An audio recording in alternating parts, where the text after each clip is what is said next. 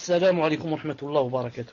إن الحمد لله نحمده ونستعينه ونستغفره ونعوذ بالله من شرور أنفسنا ومن سيئات أعمالنا. من يهده الله فلا مضل له ومن يضلله فلا هادي له. وأشهد أن لا إله إلا الله وحده لا شريك له وأشهد أن محمدا صلى الله عليه وسلم عبده ورسوله. يا أيها الذين آمنوا اتقوا الله حق تقاته ولا تموت أنتم مسلمون. يا أيها الناس اتقوا ربكم الذي خلقكم من نفس واحدة وخلق منها زوجها وبث منهما رجالا كثيرا ونساء واتقوا الله الذي تساءلون به والأرحام إن الله كان عليكم رقيبا. يا أيها الذين آمنوا اتقوا الله وقولوا قولا سديدا يصلح لكم أعمالكم ويغفر لكم ذنوبكم ومن يطع الله ورسوله فقد فاز فوزا عظيما. ألا إن أصدق الكلام كلام الله وخير الهدي هدي محمد صلى الله عليه وسلم وشر الأمور محدثاتها وكل محدثة بدعة وكل بدعة ضلالة وكل ضلالة في النار. أما بعد, حياكم الله جميعا en cette soirée du samedi 9 Safar 1434 de l'Hégire, ce qui correspond au 22 décembre 2012 bi'idhnillah subhanahu wa ta'ala. Inch'Allah ta'ala, il ne reste qu'un cours ou deux dans ce hadith numéro 60. Il ne reste qu'un cours ou deux bi'idhnillah subhanahu wa ta'ala. Aujourd'hui, Inch'Allah ta'ala, on va parler de, car on est toujours dans la foi en le jour dernier. Le Cheikh Rahimahullah est en train de citer ce qu'il y a dans le jour dernier. Et aujourd'hui, on va parler, Inch'Allah ta'ala, de la croyance au bassin du prophète sallallahu alayhi wa sallam, qui s'appelle aussi la vasque du prophète sallallahu alayhi wa sallam. Quand on dit bassin, on a tendance à imaginer que c'est carré ou que c'est rectangulaire. C'est toujours comme ça, un bassin ou bien une piscine. Et quand on dit la vasque déjà, si on va voir dans le dictionnaire, on va trouver que c'est toujours en forme de rang. C'est circulaire. Donc c'est pour dire que le bassin du prophète sallallahu alayhi wa sallam est circulaire et non pas en forme de rectangle ou carré. Al-Muhim. Nous allons parler donc de la vasque du prophète sallallahu alayhi wa sallam, et ce, bi'idhnillahi ta'ala, en 13 points. Ou là en 11 points, en 11 points. En 11 points. Le premier point, Inch'Allah ta'ala, c'est que on doit attester que il y a Yawm al-Qiyamah quelque chose qui s'appelle la vasque du prophète sallallahu alayhi wa sallam. Donc le premier point consiste en la croyance en la vasque du prophète sallallahu alayhi wa sallam. Nous, les croyants, on croit, car il y a un hadith authentique du prophète sallallahu alayhi wa sallam qui dit quoi? Qui dit que il aura Yawm al-Qiyamah alayhi salam un bassin. Donc nous, al-Sunnah al-Jama'a, puisque le hadith est authentique et on va le citer, donc on croit que Yawm al-Qiyamah, le prophète aura un bassin qui s'appelle la vasque, et bien sûr de ce bassin il y a beaucoup de gens qui vont en boire et d'autres qui vont en être interdits. On va voir qui c'est cela. Et quand on a dit que le premier point c'est la croyance en ce bassin, pourquoi? Justement contrairement à certains musulmans et certaines sectes qui ne croient pas en cela. C'est en général, qui ne croient pas en cela, c'est en général ceux qui disent on ne prend pas la aqidah des hadiths qui ne sont pas mutawatira. Ils disent, il y a beaucoup de gens qui disent je ne prends pas la aqidah, je ne prends pas la aqidah que du Coran ou d'un hadith authentique, mais mutawatir, c'est-à-dire raconté, rapporté de par groupe en groupe. Ils disent, il ne faut pas qu'il y ait une ou deux personnes, par exemple, dans la chaîne qui donnent à une ou deux personnes et trois et comme ça. Non. Il faut que ça soit groupe en groupe. Ça s'appelle en arabe mutawatir. Et ceux-là, bien sûr, ceux qui pensent comme ça, sont dans l'erreur et sont même dans l'égarement. Donc ceux-là en général ne croient pas en la vasque et ne croient pas en beaucoup de choses. Beaucoup de choses. Yani ne croient pas en la balance, ne croient pas yani, à Adab al-Qabr, le châtiment de la tombe. Et ne croient pas ne croient pas à l'intercession, ne croient pas à Nakir ou Munkar, ne croient pas des dizaines de choses à cause de les hadiths en ce sens, peut-être ne sont pas mutawatira. Et c'est dommage pour eux car ils sont vraiment dans l'égarement. Et parmi les sectes les plus connus qui ne croient pas au bassin du prophète sallallahu alayhi wa sallam, c'est les Mu'tazila, les Mu'tazilites ou les Mu'tazila. Ceux-là ne croient pas en la vasque du prophète sallallahu alayhi wa sallam. Et pire que cela, ils ne croient pas aussi en la parole. Yani que le Coran c'est la parole d'Allah. Comme ils ne croient pas que on verra Yom al-Qiyamah Allah Ta'ala, la vision d'Allah. Comme ils ne croient pas à l'intercession. Ils disent que toute personne qui va rentrer en sortir, même si c'est un musulman, et ils ne croient pas en la balance. Les Mu'tazila, a'udhu billah, puisse Allah subhanahu wa ta'ala nous préserver d'eux. Donc ça, c'est le premier point, bi'idhnillah subhanahu wa ta'ala. Quant au deuxième point, il consiste à ce que on doit croire que cette vasque existe déjà maintenant. Non. Car il y a des gens qui vont dire, d'accord, on croit en cette vasque, mais elle sera créée Yom al-Qiyamah. Nous on dit non. Cette vasque existe déjà dès maintenant. Dès maintenant, c'est comme le paradis. Le paradis et l'enfer. Il y a des gens qui croient que Yom al-Qiyamah, Allah Ta'ala va créer le paradis et l'enfer. Tu vas dire pourquoi? Il va dire car si Allah Ta'ala avait déjà créé maintenant l'enfer et le paradis, donc ce serait, ça n'aurait aucun sens. Il n'y a personne qui va rentrer en enfer maintenant jusqu'à ce qu'on meure. Il n'y a personne qui va rentrer au paradis maintenant jusqu'à ce qu'on meure. Donc à quoi ça sert qu'il crée que tu dises que le paradis et l'enfer sont déjà créés? Toi tu dis ça, c'est faux. C'est pas la aqida de Al-Sunnah al-Jama'a. La aqida de Al-Sunnah al-Jama'a, c'est que le paradis et l'enfer sont créés et ils existent déjà maintenant. Et le prophète sallallahu alayhi wa sallam, quand il est monté, il a fait l'ascension, il a jeté un coup d'œil dans l'enfer, il a raconté qu'il avait vu certaines personnes, et entre autres il avait vu une femme qui, il a dit, elle était noire de peau, il a dit elle était grande de taille, et qui était là-bas à cause du chat, car elle avait un chat, ni elle ne le nourrissait, ni elle ne la lâchait manger dehors jusqu'à ce qu'il soit mort dans sa maison. Et quant au paradis, là, il a dit j'ai vu aussi le paradis, et même des fois une fois dans la mosquée, Allah Ta'ala lui a montré le paradis, il a dit comme ça dans le mur, il a dit j'ai presque cueilli une grappe de raisin du paradis. Et vous savez que les hurlain, c'est-à-dire les femmes qui sont les houris, qui sont créées dans le paradis, qu'elles y sont dès maintenant. Dès maintenant, elles sont au paradis, bi'idhnillah subhanahu wa ta'ala. Donc c'est pour dire que le paradis et l'enfer existent. Et la preuve de l'enfer, c'est beaucoup de preuves. Mais si on va citer seulement le hadith du prophète sallallahu alayhi wa sallam qui dit que l'enfer a demandé une fois à Allah subhanahu wa ta'ala de lui faire une solution. Il n'en pouvait plus, l'enfer, il a dit je me brûle moi-même, je me brûle par moi-même, j'ai pas de combustible, il me faut quelque chose. Alors Allah Ta'ala, il a dit, le prophète que Allah Ta'ala lui a permis de souffler, comme disons de respirer. Il lui a dit une fois en été, une fois en hiver. Il a dit c'est la période où vous sentez vraiment la canicule en été, il a dit c'est Jahannam qui respire. Et la période où vous sentez vraiment le froid en hiver, c'est Jahannam aussi qui respire, car comme vous savez que dans Jahannam en enfer, il y a aussi le froid, il y a aussi le grand froid.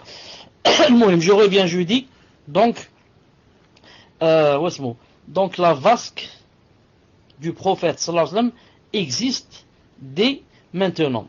Si maintenant quelqu'un va dire le hadith de la vasque, on va dire, car le prophète alayhi sallam a dit dans un hadith authentique, il a dit وإني والله إلى حوض الآن وإني والله لا أنظر إلى حوض الآن. Et je suis, par Allah, il a juré, en train de regarder ma vasque maintenant.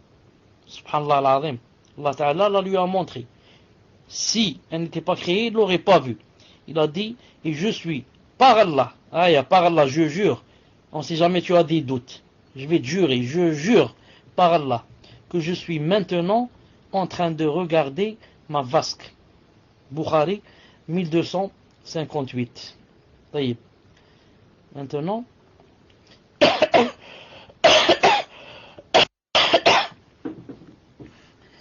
et aussi dans un autre hadith, il a dit wa mimbari ala hawdi, wa mimbari ala hawdi, c'est-à-dire ma chair, le mimbar, ça s'appelle la chair.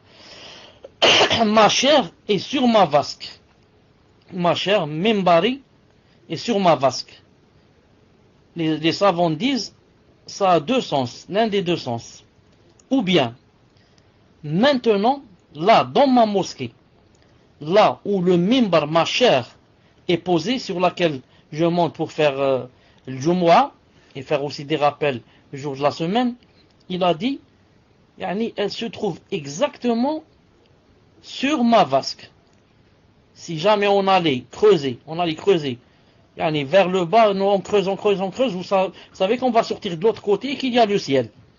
Il a dit que si on allait creuser par exemple, on serait tombé sur ma vasque, car ma chair est exactement sur mon bassin. Et le deuxième sens, c'est que ma chair Yawm al-Qiyamah, sera sur mon bassin. Ma chair Yawm al-Qiyamah sera sur mon bassin. Le troisième point,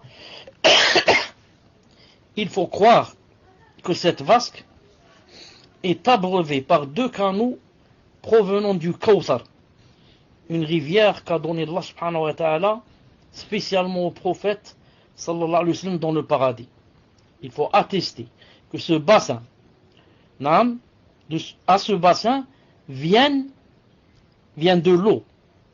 D'où vient de l'eau? Cette eau qui vient à cette vasque, elle vient du paradis. Et d'où du paradis exactement? Du Kawthar, la rivière qui s'appelle Kawthar, dans le verset Inna a'taynak al-Kawthar. C'est dommage pour les traducteurs. Inna a'taynak al-Kawthar, ils ont dit on t'a donné l'abondance. C'est pas vrai. Ça s'appelle l'abondance, c'est quoi? L'abondance, je t'ai beaucoup donné de beaucoup de choses, abondamment l'abondance. Mais ça ne veut pas dire que tu m'as donné d'une rivière qui s'appelle Kawthar qui se trouve dans le paradis. C'est dommage pour ceux qui ont traduit. Ils ont dit Inna a'taynak al-Kawthar, ils ont dit on t'a donné de l'abondance. C'est pas vrai. On t'a donné le Kawthar. Le Kawthar, c'est une rivière spécialement donnée au prophète dans le paradis. Donc, troisième point, nous, on atteste que le bassin du prophète sallallahu alayhi wa sallam est abreuvé. On lui donne de l'eau. Cette eau vient du paradis. D'où du paradis? Spécialement du Kawthar, d'une rivière propre au prophète alayhi salam, et abreuvé par le moyen de deux canaux, deux conduites. Vous voyez des conduites d'eau. Des conduites d'eau. Des conduites comme ça en plastique par exemple, pour nous dans la dunya. C'est des conduites en plastique. Mais les conduites du prophète sallallahu alayhi wa sallam, qu'a-t-il dit d'elle? Il a dit, regardez dans ce hadith, il a dit يغط فيه ميزابان يمدانه من الجنة أحدهما من ذهب والآخر من ورق. Il a dit, le bassin, il est abreuvé par deux canaux du paradis, dont l'un est en or et l'autre est en argent. Les deux conduites qui, chez nous, la plupart du temps, sont en plastique ou bien en or, ou bien en fer, ou bien en cuivre. Quant aux deux canaux qui abreuvent mon bassin, l'un des canaux, l'un d'eux est en or. Ça c'est quoi? C'est le troisième point. Le quatrième point, bi'idnillahi ta'ala, c'est d'attester que le bassin sera avant le passage sur le sirat. Le bassin précédera le passage sur le pont. Et c'est quoi la hikmah? La hikmah, comme dit ici le shir. Attendez, je vais le voir ici où est-ce qu'il dit ça. Il a dit لأن المقام يقتضي ذلك. Il a dit, j'avais dit le quatrième point. Voilà. Le bassin précédera le bassin précédera le passage sur le sirat. Et en effet, c'est logique, a dit Cheikh Ben Uthaymin, rahimahullah, il a dit car, c'est à ce moment-là que les gens auront vraiment soif. C'est pas quand tu es sur le pont. Quand tu es sur le pont, tu n'as pas le temps de penser à ce que tu as soif ou bien tu as faim.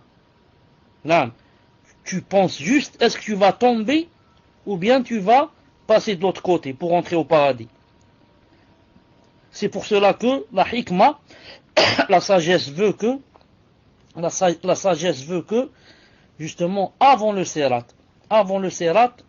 c'est quand les gens sont, chacun ne sait plus quoi faire, chacun ne sait plus pourquoi il est là, chacun ne sait plus qu'est-ce qui va se passer, que la soif commence à être vraiment forte.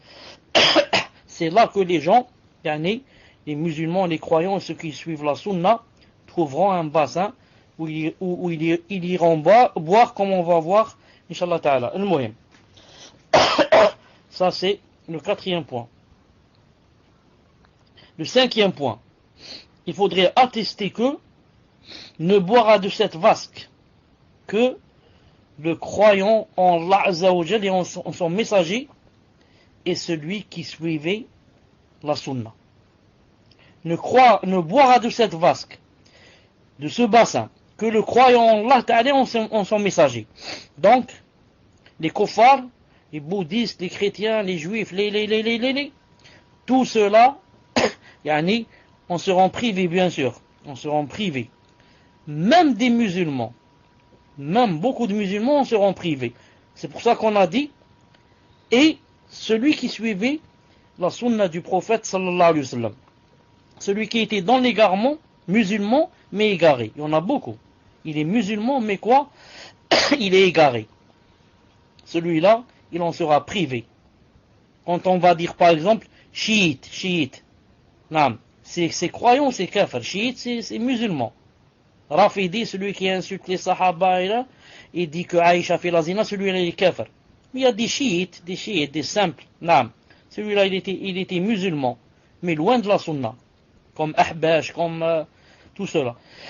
Il a dit ceux-là, ne boiront pas du bassin du prophète sallallahu alayhi wa sallam. On va citer Inch'Allah Ta'ala le dalil. Il a dit ici il y a un hadith du prophète sallallahu alayhi wa sallam. Il y a un hadith du prophète sallallahu alayhi wa sallam où il dit Ana faratukum al-hawd. Il a dit je serai celui qui va vous précéder et que vous trouverez sur le bassin ou bien devant le bassin. Il a dit Man marra bi shariba wa man shariba lam yadma abadan. Il a dit quiconque passera devant moi et viendra à mon bassin va en boire. Il a dit et quiconque en boira il n'aura plus jamais soif. Ensuite il a dit wala yaridanna alayya aqwam a'rifuhum wa ya'rifunani thumma yuhalu bayni wa baynahum. Il a dit et il y aura des gens, il y aura beaucoup de gens qui viendront vers mon bassin. Je les connais et ils me connaissent. Je les connais et ils me connaissent.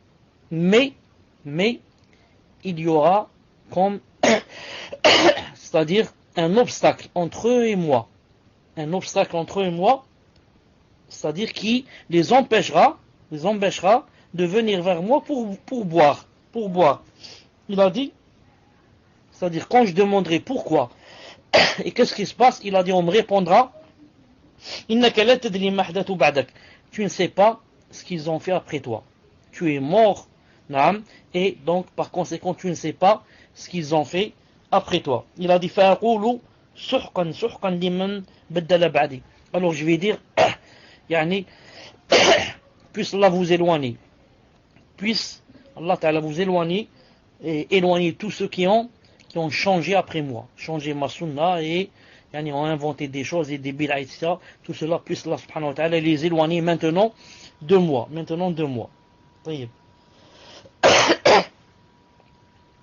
Le sixième point, la description de son eau. Donc ce bassin-là contient de l'eau. Ce bassin-là contient de l'eau qui vient d'où? Du paradis, par l'intermédiaire de deux canaux. L'un en or, l'autre en argent. Comment est cette eau? Le prophète a dit Ma'uhu, l'eau du bassin. Ashiddu bayadan min al-laban wa ahla min al-asal. Il a dit son eau est plus blanche que le lait et plus bonne, c'est-à-dire plus sucrée que le miel. Et son odeur est plus belle que le musc. Son eau est plus blanche que le lait. Donc c'est une eau qui a une couleur vraiment blanche et plus sucrée. Jusque-là que le miel. Ce hadith se trouve dans Sahih al-Jami' 2060. Et le rajout, et son odeur est plus belle que le musc, se trouve dans le livre de Isra al-Mi'raj de Sheikh al-Albani rahimahullah. Ça, c'est sixièmement. Septièmement, les conséquences de celui qui en boira. Quelles sont les conséquences de la personne qui va boire de cette eau? Puisse Allah subhanahu wa ta'ala faire de sorte qu'on boive de cette eau et qu'on n'en soit pas privé. Quelles sont les conséquences de la personne qui va boire de cette eau? Celle qui va boire, ou la afwan, j'ai sauté, afwan, lahda, naam, lahda. Voilà le septième point. La description de ces calices, la description des récipients du bassin, la description des récipients, c'est-à-dire les calices du bassin. Le hadith authentique a dit, ces récipients sont au nombre des étoiles du ciel. Donc celui qui va boire, comment qu'il va boire? Est-ce qu'il va prendre avec ses deux mains et boire? Non. Il va descendre son visage pour prendre avec sa bouche? Non. Comment qu'il va boire? Il y a des calices, il y a des récipients. Et les récipients, est-ce qu'ils vont suffire les gens? Il y a tellement de croyants qui vont boire. Donc le hadith répond, il a dit, ces récipients sont au nombre des étoiles du ciel. Est-ce que vous connaissez quelqu'un qui peut nous donner le nombre des étoiles du ciel? C'est impossible. Très nombreux. Trop nombreux même. Trop nombreux. Non. Quand tu lèves ta tête, seulement au-dessus de ta tête, quand c'est l'été et quand c'est clair. Non. Quand c'est clair, il n'y a pas de nuages par exemple, et tu lèves seulement ta tête, au-dessus de ta tête, tu ne peux pas compter combien il y a d'étoiles. Tellement elles sont nombreuses. Au-dessus de ta tête, qu'en est-il de celui qui est plus loin de toi? Qu'en est-il de celui qui est dans l'autre ville? Qu'en est-il de celui qui est dans un autre pays? Qu'en est-il d'un autre qui est dans un autre continent? Donc si on allait compter les étoiles, personne, peut-être un ordinateur, il ne pourrait pas.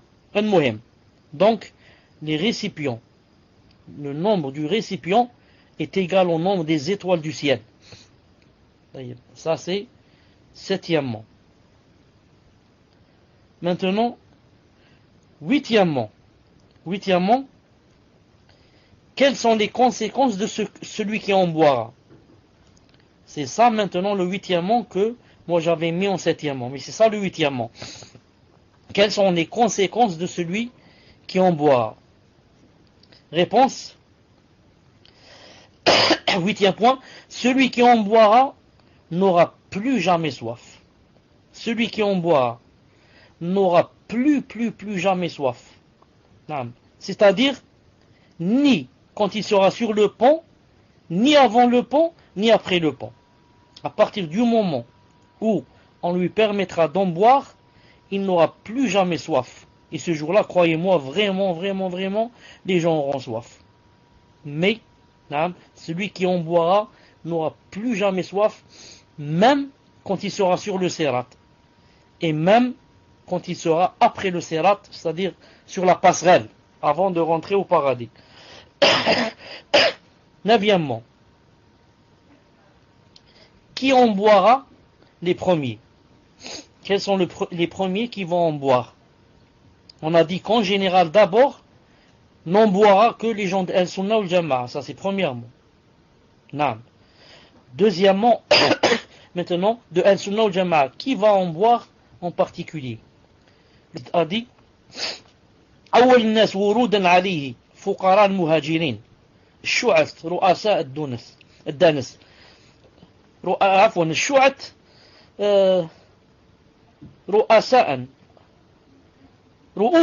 الشعث رؤوسا نعم الدنس ثيابا الذين لا ينكحون المنعمات وفي رواية المتنعمات ولا تفتح لهم سدد الذين يعطون الحق الذي عليهم ولا يعطون الذي لهم. صحيح الجامع de Cheikh Al-Albani numéro 2060. Ça veut dire à peu près, ça veut dire que le prophète a dit les premiers qui vont en boire, ce sont les pauvres parmi ceux qui ont fait la hijra. Non, les pauvres parmi ceux qui ont fait la hijra. Ensuite, il a décrit qui sont les pauvres et comment qu'ils sont. Il a dit Shu'ath ru'usan, ceux qui ont les têtes pleines de poussière. Pleines de poussière. Danas tiyaban, ceux qui ont les vêtements sales. Les vêtements sales. Quand je dis sales, pas souillés. Il y a une différence entre sale avec la poussière et la terre, tellement c'est pauvre, et sale, yani souillé. Ça n'existe pas en islam souillé.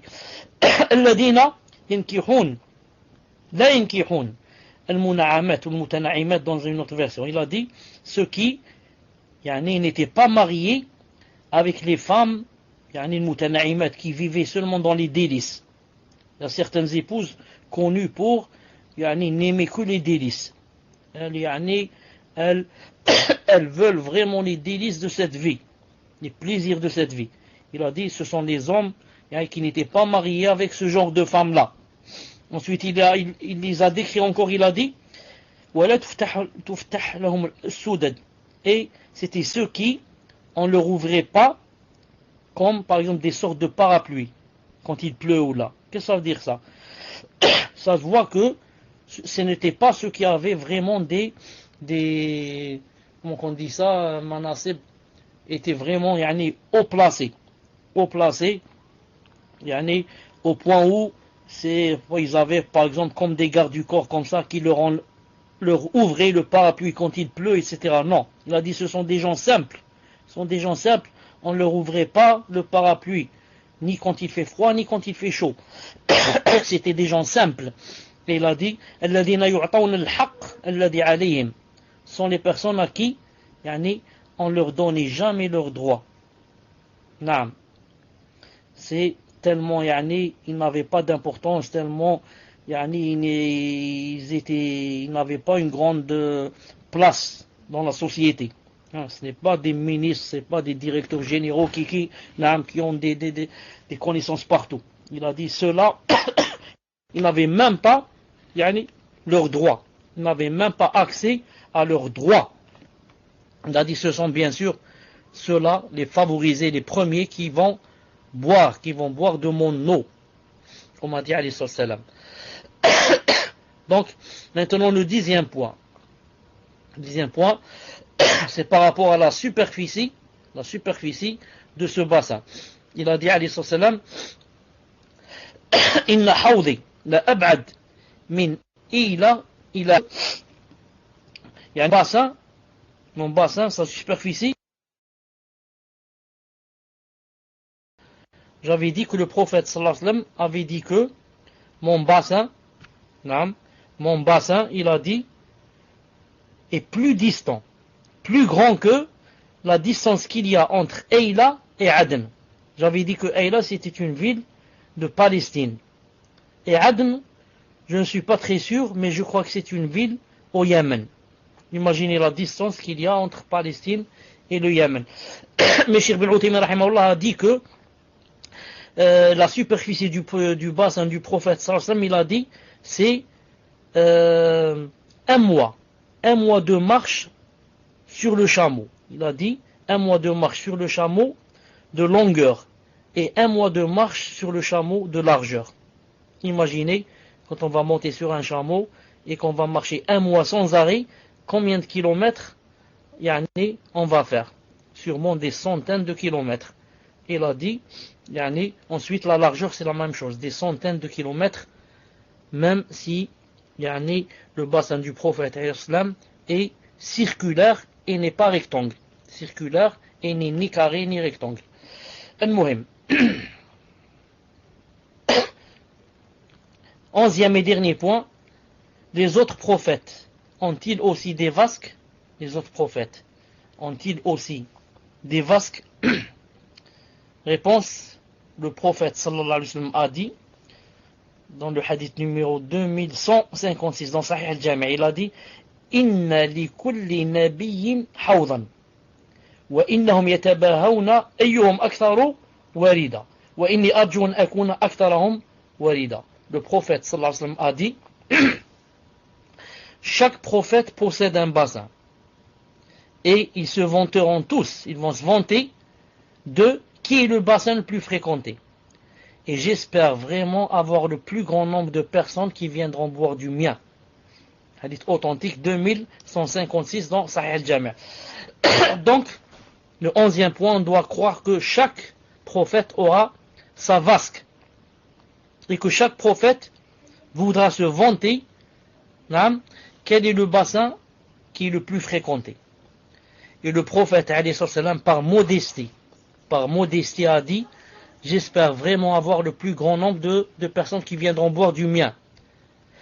Sinon, Inch'Allah Ta'ala, c'est sûr que son bassin, ce sera celui qui sera vraiment fréquenté, le plus. Naam. Comme le prophète a dit dans un hadith authentique, vous savez tous que, il a dit quand vous entendez l'adhan, dites comme dit le mu'adhin. À la fin, faites la prière sur moi et demandez-moi l'wasila. Et il a dit l'wasila que c'était un degré dans le paradis que ça ne serait permis qu'à une seule personne. Il a dit j'espère que je serai cette personne qui aura l'wasila. Alors que nous tous on sait que ce sera lui, sallallahu alayhi wa sallam, qui aura l'wasila. Donc voilà, Inch'Allah Ta'ala, pour aujourd'hui, pour le cours d'aujourd'hui. On se rencontre, Inch'Allah Ta'ala, dans 10 minutes pour les questions-réponses. Subhanakallahumma bihamdik, ashhadu an la ilaha illa ant, astaghfiruka wa atubu ilayk. Et on prend du site et on prend de ceux qui lèvent les mains, bi'idnillahi, subhanahu wa ta'ala. Assalamu alaikum wa rahmatullahi wa barakatuh. Donc la première question du site, question d'un frère. Salam alaikum cher. Qu'Allah vous accorde d'être parmi ceux qui boiront du vasque du prophète sallallahu alayhi wa sallam. Est-ce que le bassin sera situé sur terre? Sera-t-il creusé dans la terre? Ou sera-t-il surélevé? Ok cher. Comme ça je vous fais parvenir les questions, Inch'Allah. Tfadal cher. Donc, salam alaikum, qu'Allah Ta'ala vous accorde d'être parmi ceux qui boiront de la vasque du prophète sallallahu alayhi wa sallam. Amin, et à vous tous et toutes. Je dis, il a dit, est-ce que le bassin sera situé sur terre? Sera situé sur terre. Sera-t-il creusé dans la terre ou sera-t-il surélevé?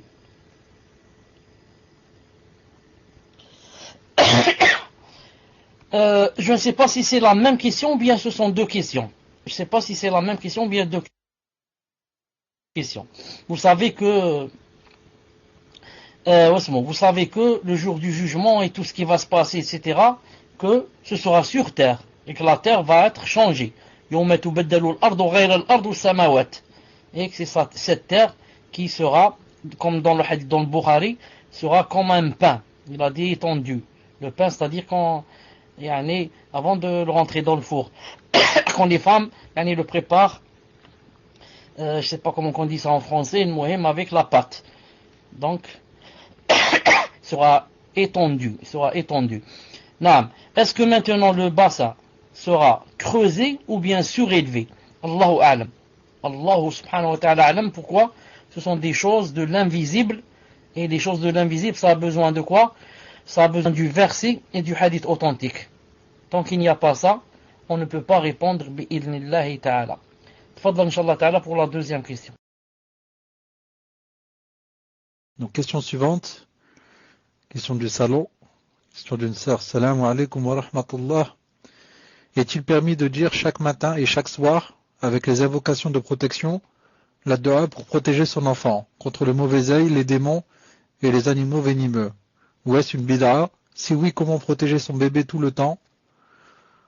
On m'a dit qu'il faut mettre sa main sur le front du bébé en disant l'invocation. Est-ce authentique? Barakallahu fekum, cher. Qu'Allah vous préserve ainsi que tous les croyants. Tfadal, cher. Réécrivez-moi, cher, après le DND. Parce que là, il est refermé, votre PV. Réécrivez-moi juste derrière, Inch'Allah. Tfadal, cher. Donc, c'est permis pour la personne de poser sa main sur la personne, que ce soit sur son ventre, que ce soit sur sa tête, comme faisait le Rasoul sallallahu alayhi wa sallam avec le Hassan et le Hussein. Il leur faisait des invocations, en posant sa main sur eux. Donc c'est permis, Inch'Allah ta'ala, que la personne mette sa main sur son bébé ou sur son enfant et lui fasse des invocations. Que ce soit le matin, que ce soit le soir, que ce soit juste qu'elle sache que c'est seulement sunnah. C'est pour ça qu'elle ne doit pas mettre dans sa tête que ça c'est une chose obligatoire qu'elle ne doit pas laisser passer. Si elle va penser comme ça, elle va être dans l'erreur. C'est sunnah, à chaque fois que, par exemple, elle se rappelle, elle l'appelle et elle lui fait comme ça des invocations, que ce soit à 8h du matin, que ce soit à midi, que ce soit à 14h et comme ça. Pour que, elle rentre pas elle doit pas choisir une heure spéciale et, pour faire de ça une sharia. Naam. Wallahu subhanahu wa ta'ala a'lam. Tfaddal. Question suivante. La question d'un frère. Salam alaikum, cher, ainsi qu'aux admins. Concernant le hadith sur le bassin, que voici. Abdullah ibn Mas'ud rapporte que le prophète sallallahu alayhi wa sallam a dit: moi je vous devancerai au bassin. Des hommes d'entre vous seront amenés, puis entraînés loin de moi. Seigneur, dirai-je, ce sont mes compagnons. On me répondra: tu ne sais donc pas ce qu'ils ont fait après ton départ. Rapporté par al-Bukhari. Hadith suivant. Anas rapporte que le prophète sallallahu alayhi wa sallam a dit: des hommes d'entre mes compagnons viendront à moi vers le bassin, mais à peine. Non, je ne sais pas si c'est vous qui avez appuyé sur un bouton. Allahu a'lam. Je redis donc le second hadith. Anas rapporte que le prophète sallallahu alayhi wa sallam a dit: des hommes d'entre mes compagnons viendront à moi vers le bassin, mais à peine les aurais-je reconnus qu'on les éloignera de moi. Ce sont mes compagnons, m'écrirai-je, on me répondra: tu ne sais donc pas ce qu'ils ont fait après ton départ. Rapporté par al-Bukhari. Beaucoup de gens de l'innovation parmi les Khawarij et les Rafida prennent ces hadiths comme preuve de la trahison des compagnons envers le prophète sallallahu alayhi wa sallam. Wallahu al-musta'an. Quoi répondre à ces gens chers? Quelle est clairement l'explication de ce hadith? Est-ce que le prophète sallallahu alayhi wa sallam a utilisé les termes sahaba dans le hadith en tant que ses compagnons Omar, Abu Bakr, Uthman, Ali, etc. radiyallahu anhum jami'an, comment les salafs ont compris ce hadith? Barakallahu fikum, cher, qu'Allah nous donne le bassin. Amin. Tfadal, cher. Wa alaykum salam wa rahmatullah. Qu'est-ce qu'il a voulu dire par lorsqu'il a dit la phrase utiliser le terme sahaba? Bon, j'ai compris. Il a dit en tant que ses compagnons Omar, Abu Bakr et Uthman. Qu'est-ce que tu comprends de cela, Muslim? Tfadla, je te donne le micro. Wallahu alim, cher. Parce qu'il cite des noms. Il cite des noms dans sa question. Donc je pense qu'il veut dire, est-ce que, quand dans le hadith il dit mes compagnons, est-ce qu'il veut dire que c'est ces compagnons qui sont cités dans d'autres hadiths, etc., ou ce sont les compagnons en général, même des personnes qui n'auraient pas rapporté de hadith, etc.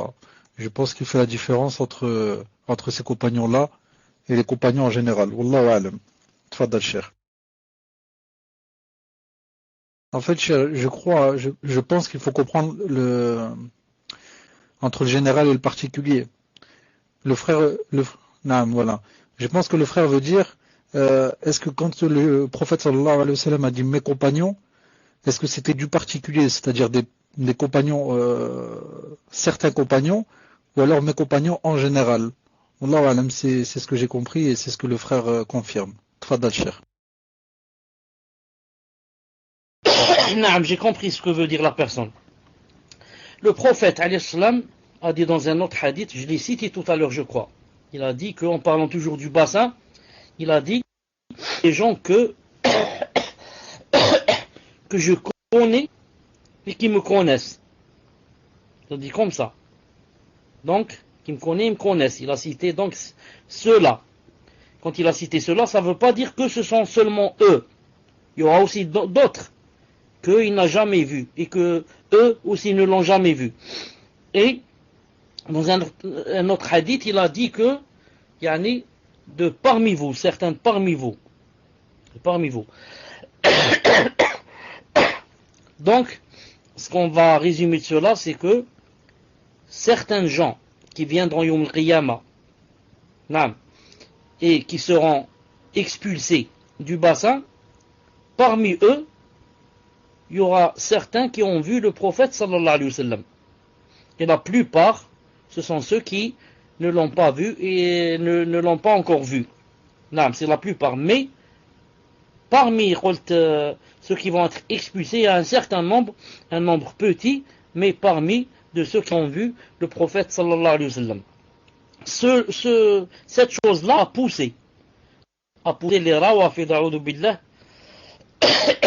pour dire que les sahaba se sont quoi? Ont apostasié. Ont apostasié au l'iyadu billah. Il cite ce hadith par exemple. La Sunna al Jama'a disent que ceux qui ont vu le prophète sallallahu alayhi wa sallam, ceux qui l'ont vu, ça ne veut pas dire qu'ils étaient proches de lui, qu'ils étaient proches des sahaba, ceux qui ont été proches du prophète sallallahu alayhi wa sallam, qui s'asseyaient avec lui, qui apprenaient de lui, jamais l'un n'a apostasié. Et d'ailleurs, jamais, si la foi s'ancre dans le cœur, jamais elle ne peut en ressortir. Elle peut faiblir, mais jamais en sortir tout à la fois, pour qu'il n'y reste plus rien.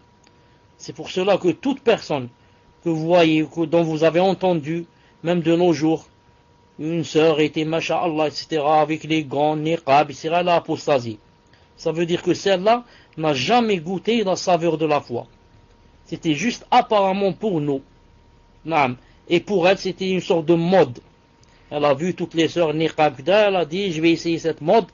Elle a essayé 3, 4 mois, 5 mois, ensuite, Allah Ta'ala l'a rejeté. Parce qu'il n'y avait pas la foi ancrée dans son cœur. Ce hadith n'est pas une hujja pour les rawafid et les autres, car vous savez qu'après la mort du prophète sallallahu alayhi wa sallam, il y a des gens qui ont apostasié, mais ce n'étaient pas les proches du prophète sallallahu alayhi wa sallam, les gens qui n'ont pas voulu donner la zakat, et que Abu Bakr Siddiq a combattu. Mais ceux-là ne sont pas des proches dont la foi a été ancrée dans le cœur. Ce sont des gens comme ça qui sont venus de la campagne et de loin,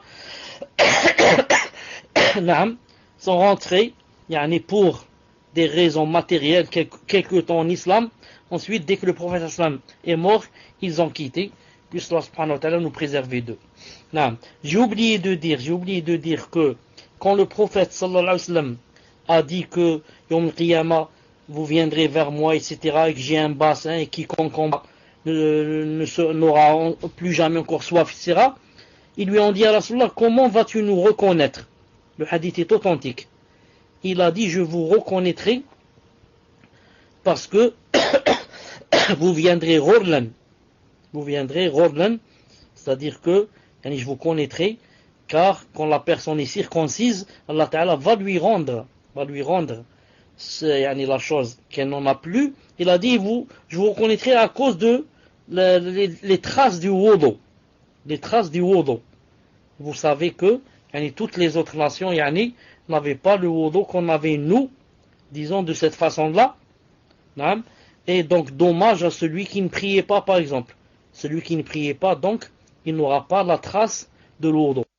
On va conclure que celui qui ne priait pas, le prophète sallam ne va pas le reconnaître pour qu'il l'appelle, pour qu'il aille boire du bassin du prophète sallallahu alayhi wa sallam, puisse Allah subhanahu wa ta'ala nous préserver. Tfaddal. Question suivante. Question de Paltalk sur le salon. Salam alaikum wa rahmatullah. Cher.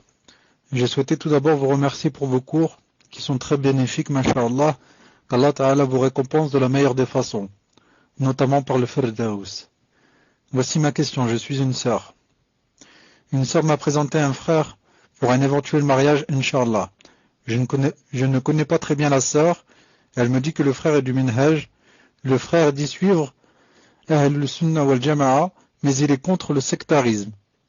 Tabliri, Ikhwan, Salafi, etc. Ce qui me fait peur ici, c'est que j'ai appris que le salafisme ne doit pas être considéré comme une secte, du fait que c'est la voie droite, donc les propos du frère me rendent perplexe. De plus, il dit qu'il ne faut pas avoir la prétention de se dire du groupe sauvé en portant un nom de groupe ou de savant, mais plutôt aspirer à être du groupe sauvé. Il se dit ainsi d'Ahl Sunnah wal Jama'a en suivant le prophète sallallahu alayhi wa sallam et les pieux prédécesseurs, mais sans se donner de nom par peur de la prétention. Que dois-je penser de tout cela, cher? Car pour ma part, d'après ce que je sais, avec le très peu de ilm que j'ai, certes il faut combattre la division dans la Ummah, mais aujourd'hui, avec les sectes de l'innovation qui sont apparues, les savants ont d'abord parlé du groupe, le Sunnah wal Jama'a, pour se démarquer des sectes égarées, puis de Da'wa Salafiyya. Donc si ce n'est pas par prétention, on doit se dire Salafi, et ce n'est pas une secte, mais la voie droite. Ainsi, le fait que le frère ne veuille pas se donner de nom Salafi notamment, me semble trouble. Je voudrais donc avoir plus d'éclaircissement, cher, à cette question qui est primordiale. Barakallahu fikum. Tfaddal, cher. Allah al-Azim, quand il fait chaud, Allahu Akbar, qaddar Allah ma shafa'al, ma'lish. D'abord, j'ai une petite remarque. Pour la première phrase, une sœur m'a présenté un frère. Non. En fait, il n'y a pas ça en islam. Qu'on présente un homme à une sœur et qu'on lui dit celui-là c'est pour le mariage, etc. Il n'y a pas ça. Mais il vient quoi? Il va chez ses parents demander sa main.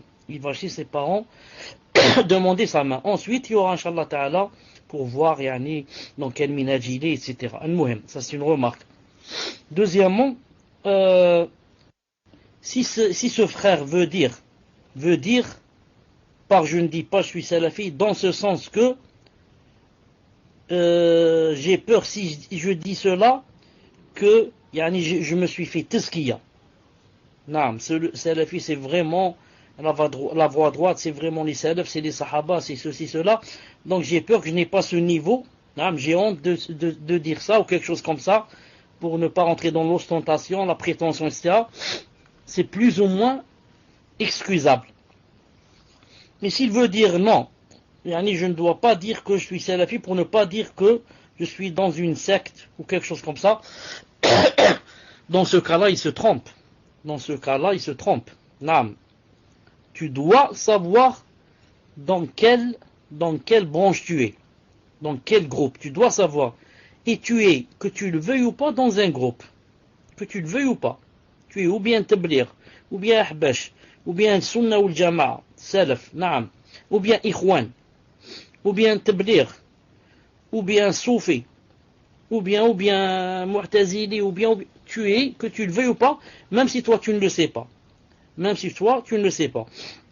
Ensuite, comment tu permets aux autres de, yani, de se reconnaître dans un groupe et de se vanter et dire moi je suis yani, des Ikhwan. L'autre il dit moi je suis Tabligh. Et toi tu dis moi je suis seulement musulman. En disant je suis seulement musulman, donc moi je vais croire que tu es chiite, car le chiite est aussi musulman. Si tu dis je suis musulman, je dis d'accord, mais peut-être il est chiite, parce que les chiites sont aussi des musulmans. Ou alors je vais dire de toi tu es des frères musulmans. Si je dis de toi tu es un frère musulman, ça veut dire que tu es vraiment loin de la aqida et loin de la sunna. Tu es vraiment loin de la aqida et loin de la sunna. Ton but c'est seulement la politique. La politique est avoir avoir la responsabilité pour être maire ou pour être député ou pour être ministre ou pour être... Voilà les frères musulmans. Donc, surtout que maintenant, chacun se dit appartenir à disons à un groupe, maintenant il n'est plus permis de dire je ne sais pas où je suis, ou alors je ne suis rien, je suis seulement musulman. Ce n'est pas possible. Ce n'est pas possible. Si quelqu'un te dit est-ce que tu es kafir, tu es bouddhiste, tu dis non, musulman. Ça suffit. Mais si parmi les musulmans, quelqu'un commence à dire moi je suis ceci ou cela, ou bien la vraie voie, c'est d'être tablir ou d'être ceci, tu dois dire non. Smahli. La vraie voie, c'est d'être comme les salaf, comme les sahaba. C'est ça la vraie voie. Comme ceux auxquels le prophète sallam a fait la tazkiya. خير الناس قرني ثم الذين يلونهم ثم الذين يلونهم. Les meilleurs des gens sont ceux de mon... Ensuite, ceux qui les suivent. Moi, je fais partie d'eux, Inch'Allah. D'accord, je peux dire Inch'Allah. Car, peut-être j'ai pas atteint ce grade-là. Mais je dis Inch'Allah. Mais j'aspire à cela, et je veux être parmi ceux-là, et je défends ceux-là, et je les aime. Donc la sœur devrait voir encore qu'est-ce qu'il veut dire par là, car ce n'est pas très clair. Bi'idhnillahi ta'ala. Tfaddal. Avant cela. Dis-moi si ça va s'afficher ce que je vais écrire. Dis-moi si ça s'affiche.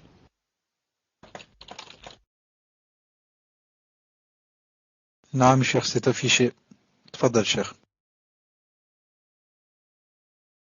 La fois passée, je vous avais dit que vous avez beaucoup posé la question sur le genre qu'on vous donne pour le réveillon, je sais pas quoi, et j'avais dit que j'avais lu un grand savant qui avait dit que c'était permis. Donc c'est Cheikh Ibn Uthaymin rahmahullah qui a dit, il a dit اختلف العلماء et les savants ont divergé فيما إذا أهدي إليك إذا أهدى إليك أحد من غير المسلمين هدية بمناسبة أعيادهم. Il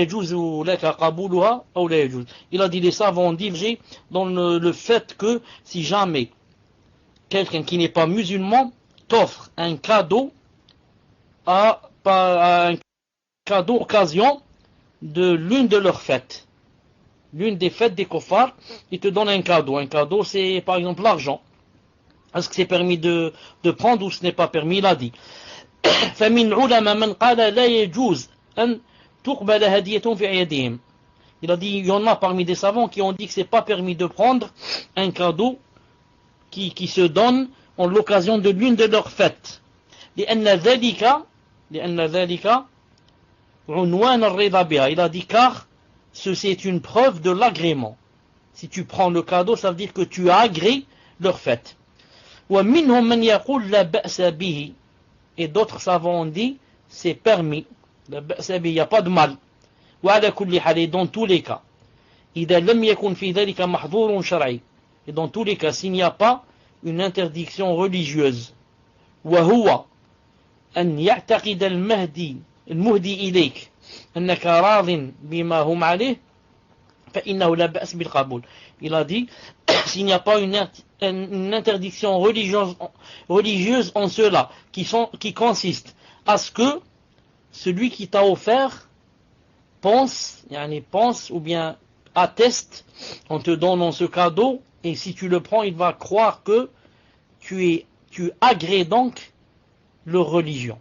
Tu agrées l'état où ils sont, la religion qu'ils ont. Il a dit, s'il n'y a pas ça, c'est permis. C'est ce que je vous ai toujours dit. Si on prenant cet argent, le kafir il va dire donc qu'ils sont contents de notre religion, etc. Il a dit dans ce cas, ce n'est pas permis. Et moi je ne pense pas, Wallahu alam, que le kafir pense à ça. Wallahu alam. Il donne ça, c'est comment on dit, c'est automatique. Chaque année, c'est la routine. Wallahu alam. Il a dit wa illa fa'adamul qabuli awla. Il a dit sinon, le mieux serait de ne pas prendre. Donc, dit, où est-ce que ça se trouve ça?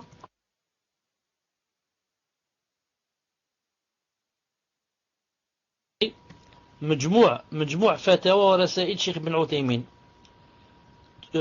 tome 3, page 33. Tome 3, page 33. C'est surtout qu'ils ne font même pas pour la religion, la plupart. Naam, je crois qu'ils font ça par habitude, Wallahu alam. Ils font ça pour la fête.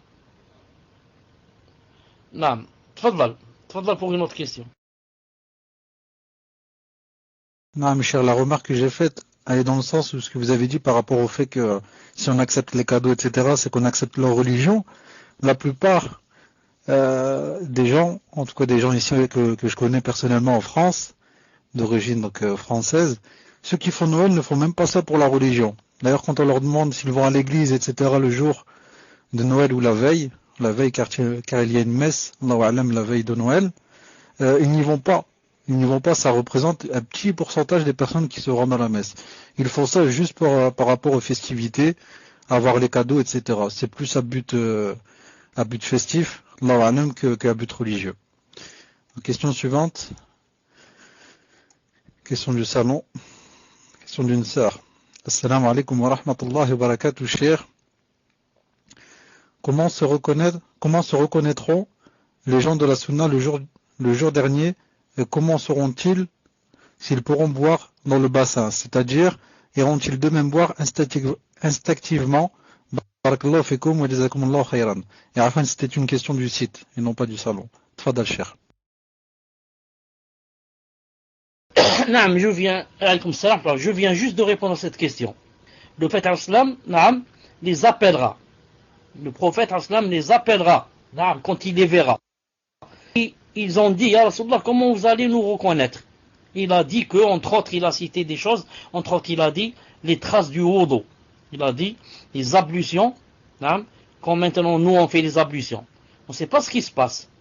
Mais, subhanallah al-azim, quand tu vas mourir et ressusciter, tu vas te lever avec des traces spéciales au niveau de quoi?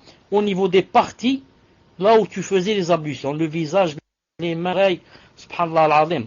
C'est comme, disons, une sorte de lumière qui va différencier de toutes les nations qui ne faisaient pas les ablutions, et même des musulmans, et même des gens qui se disaient musulmans et qui ne faisaient pas la prière. Tu vas te différencier d'eux facilement, bi'idhnillahi ta'ala, alhamdulillah, alhamdulillah, alhamdulillah, que il y a les ablutions et qu'on fait la prière. Question d'un frère sur le salon. Assalamu alaikum, cher. qu'Allah vous récompense. Je suis un frère, je suis marié depuis 1 an et demi. Pour la validité de ce mariage, nous avons changé de tuteur, car le père de ma femme pratique la sorcellerie et voyance. Je précise que ce jugement de tuteur s'est fait selon la sunna, aidé par un talib al-ilm. Les premiers temps ont été difficiles car ses parents ont jeté des sihr à ma femme. Alhamdulillah, au jour d'aujourd'hui, elle n'est plus touchée. Ses parents semblent calmés et reprennent contact avec elle. Ma femme souhaiterait qu'on leur rende visite pour leur montrer notre fils qui a 2 mois, sachant qu'ils habitent à 700 km. Que nous conseillez-vous concernant ces visites? Devons-nous éviter de rentrer chez eux, éviter d'y dormir ou d'y manger? Un sihr peut-il toucher notre fils? Car sa mère dit accepter notre union, mais je doute de sa sincérité.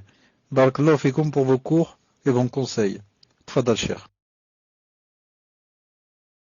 Wa alaykoum salam wa rahmatullah wa barakatuh. Vous savez que pour des parents, qu'une fille, par exemple, que leur fille se marie toute seule, ou alors que elle s'éloigne d'eux, ou alors, non, vous savez que ce n'est pas une chose facile. Les parents sont toujours les parents. Les parents sont toujours les parents, et la mère c'est toujours la mère, et elle ressent toujours un besoin d'avoir ses enfants près d'elle, etc.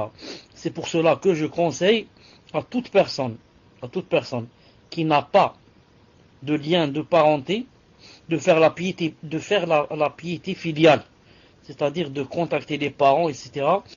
Et, Inch'Allah Ta'ala, et tout qu'Allah subhanahu wa jal, d'éloigner tout mal. Je ne crois pas qu'en allant visiter comme ça les parents, ils vont vite vous faire du sihr. Ensuite le sihr, comme vous savez, ce n'est pas à chaque fois qu'il va réussir. Ce n'est pas tout sihr qu'on fait que le sihr va marcher. C'est pas tout le temps, naam. Ensuite, Inch'Allah Ta'ala, avant de partir, vous faites des ad'iyah et vous faites des doigts aussi à l'enfant, en mettant sa main sur lui et l'emmène ya'oudou bika, comme faisait le prophète sallam avec Hassan et Hussein. Et sur l'aïn, sur le sihr, sur comme ça. Et vous allez, Inch'Allah Ta'ala, chez eux, vous pouvez, si vous voulez, vous pouvez aller par exemple en jeûnant. Si vous avez peur de manger chez eux, vous pouvez aller et dire Addalallah, aujourd'hui on a jeûné, mais la prochaine fois, Inch'Allah Ta'ala, on viendra, et comme ça, Inch'Allah Ta'ala, mais l'essentiel, Inch'Allah Ta'ala, c'est de garder les liens de parenté, bi'idhnillahi ta'ala. Naam. Tfaddal. Question d'un frère sur le site. Assalamu alaikum cher. Qu'Allah Azza wa Jal vous accorde le paradis et vous guérisse, ainsi que vos proches. Amin. Voici la question. Ma fille de 12 ans me demande si l'on connaît la profondeur du bassin du prophète, sallallahu alayhi wa sallam, wa barakallahu fikum. Tfaddal cher. Alaykoum salam wa barakatuh. Allah ibarak, donc la fille de 12 ans a entendu ce qu'on a dit sur le bassin du prophète islam, et elle a été interpellée. Le hadith a cité la longueur, la largeur, combien il y a de récipients, la couleur, l'odeur, etc. Et voudrait savoir maintenant si on connaissait, comme elle a dit, la profondeur du bassin du prophète sallallahu alayhi wa sallam. Et que peut-être a-t-elle pensé, elle a dit, si jamais il est assez profond, peut-être que je plongerai. Elle a dit, je vais nager alors si c'est assez profond. Si c'est pas profond, c'est pas possible. Je dis, naam, Inch'Allah Ta'ala, il n'y a rien dans le hadith, ni verset, qui disent de combien est la profondeur exactement du bassin du prophète sallallahu alayhi wa sallam.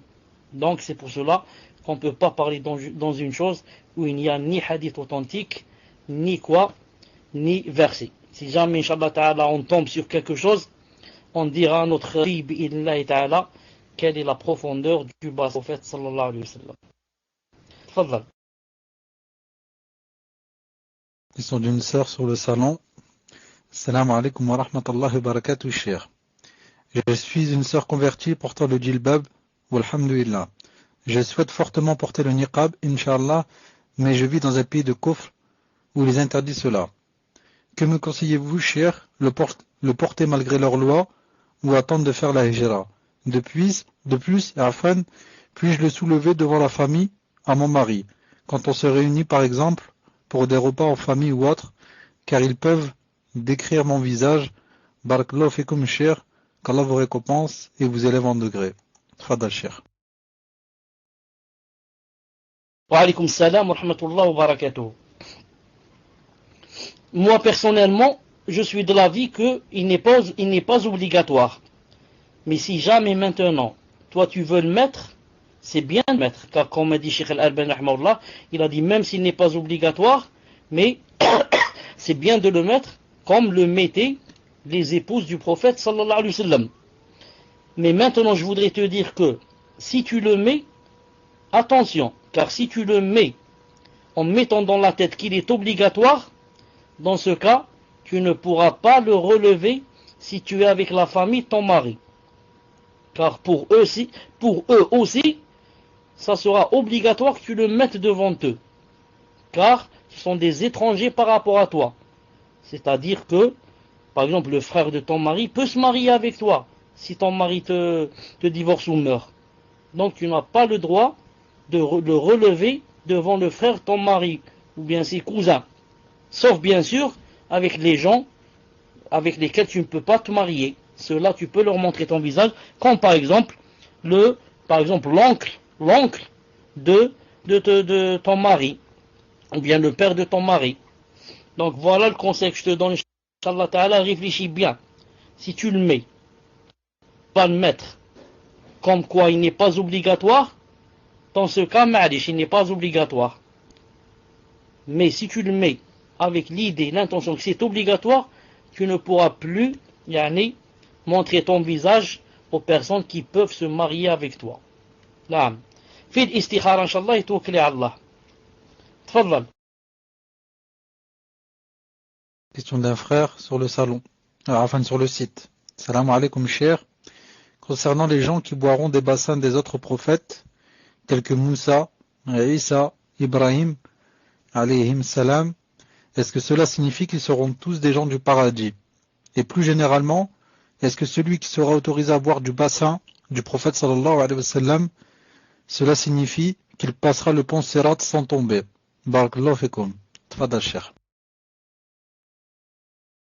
Wa alaykum salam, toute personne qui va boire du bassin, des autres prophètes, comme elle dit ici, des autres prophètes, car chacun boira du bassin de son prophète, pas des autres prophètes. Chacun boira du bassin de son prophète.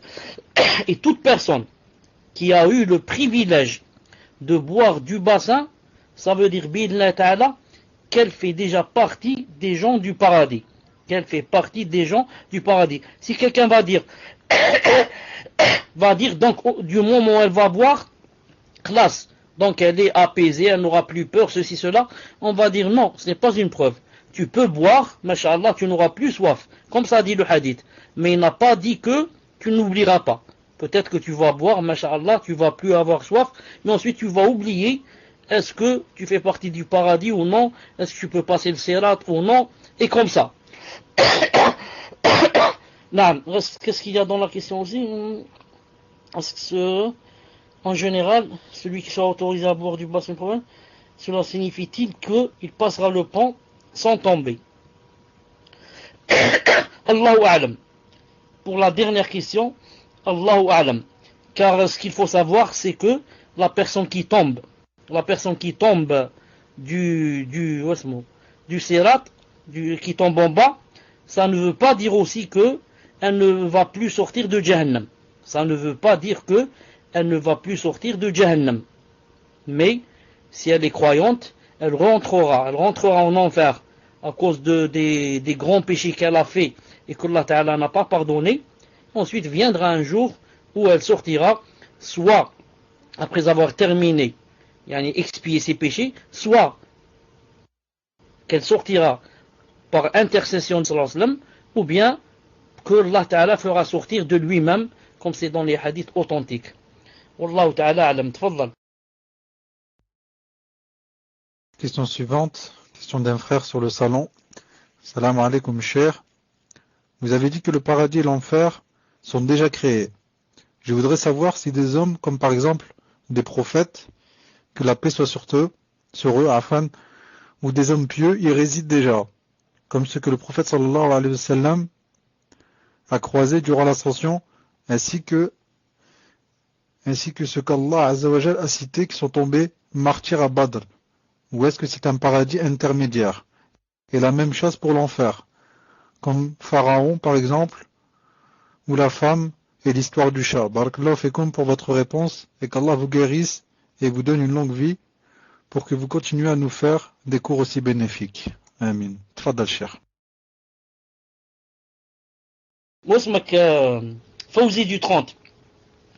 Prends le micro, Inch'Allah, est-ce que tu es là? Écris numéro 1 si tu es là, Fawzi.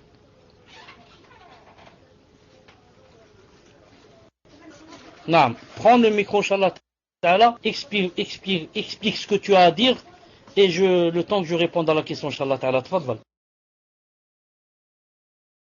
Fawzi, est-ce que tu es là? Fawzi, le micro est libre, reste toi, est-ce que tu es libre? Toi, est-ce que tu es libre? Le micro est libre. Si tu n'es pas libre, on va voir, Inch'Allah Ta'ala, comment t'affranchir vite ici. On va nourrir 10 pauvres et on va t'affranchir. Prends le micro, Fawzi. Salam alaikum, cheikh. Vous m'entendez?